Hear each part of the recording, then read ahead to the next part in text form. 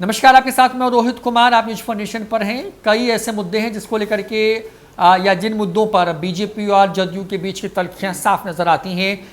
कई ऐसे महत्वपूर्ण मामले हैं जिस पर इन दोनों दलों की एनडीए में रहती हुए भी राय अलग अलग है। और अब एक बार फिर से क्या बिहार के मंदिर और मस्जिदों से लाउड स्पीकर हटाना चाहिए, इस मामले पर भी नीतीश कुमार की जदयू और बीजेपी आमने सामने आ गई है। नीतीश कुमार ने जहां इसको बकवास कहा तो दूसरी तरफ इसे सरकार में श्रम मामलों के मंत्री बनाया गया जीवेश मिश्रा ने साफ कहा है कि जो लाउड स्पीकर है उसको तो हटना ही चाहिए। और सुप्रीम कोर्ट का तो इस पूरे मामले पर जो है स्पष्ट आदेश भी है। किस तरीके से जीवेश मिश्रा बीजेपी कोटे से सरकार में मंत्री हैं, उन्होंने लाउड स्पीकर को बंद करने की मांग की और दूसरी तरफ कैसे सीएम नीतीश कुमार ने इसे बकवास कहा है।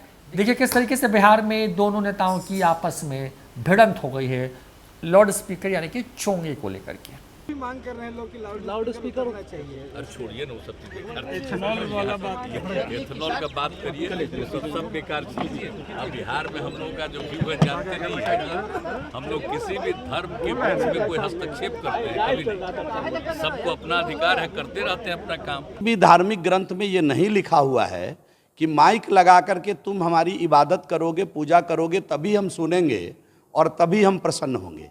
यह मानवता के हित में निश्चित रूप से ये साउंड को कम करना चाहिए। अब तो ट्रक वाले भी लिखते हैं, पहले लिखते थे ट्रक के पीछे हॉर्न प्लीज़, अब आप देखिएगा लिखते हैं नो हॉर्न, और साइलेंस का इशारा लगाते हैं। अब ये बदलाव हुआ है। दुनिया भर में जा कर के देखिए कि ध्वनि प्रदूषण रोकने के लिए देश, पूरा दुनिया काम कर रहा है, हम क्यों नहीं कर रहे हैं?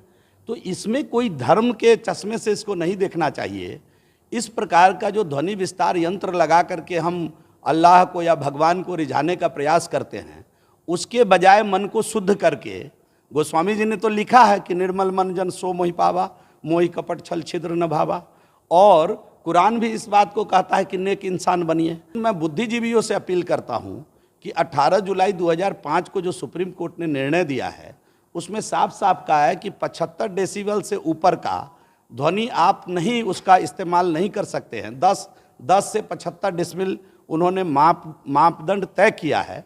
और वो तब जब उस शहर का, उस एरिया का ध्वनि प्रदूषण का क्या सिस्टम है उसके हिसाब से एक मापदंड तय किया है कि 10 से लेकर 75 डेसिबल से ऊपर का ध्वनि विस्तार नहीं करना है, जो भी कम होगा वही उसमें करना है। इसको तय किया है सुप्रीम कोर्ट ने। तो अब बताइए, फिर इस पर बुद्धिजीवियों को विचार करना चाहिए कि नहीं करना चाहिए, सोसाइटी के लोगों को विचार करना चाहिए कि नहीं करना चाहिए। और मान लीजिए कि जिसके पास लाउड स्पीकर नहीं, जो गरीब आदमी है, वो अजान पढ़ता होगा तो फिर अल्लाह नहीं सुनते होंगे उनकी बात। जो निहायत गरीब है, लाउड स्पीकर नहीं खरीद सकता है, रोजी रोटी करता है, अपने घर में नमाज अदा करता है, जो निहायत गरीब है, जो हनुमान जी की पूजा में या सुंदरकांड में लाउड स्पीकर नहीं लगा सकता है, फिर तो उसकी बात सुनेंगे ही नहीं हनुमान जी। तो ये कैसी कैसी बात आती है। देश को हम लोग आगे बढ़ाने की दिशा में लगे हुए हैं। किस प्रकार 19 लाख रोजगार हम बिहार के अंदर सृजन करें, हम इसकी चिंता कर रहे हैं।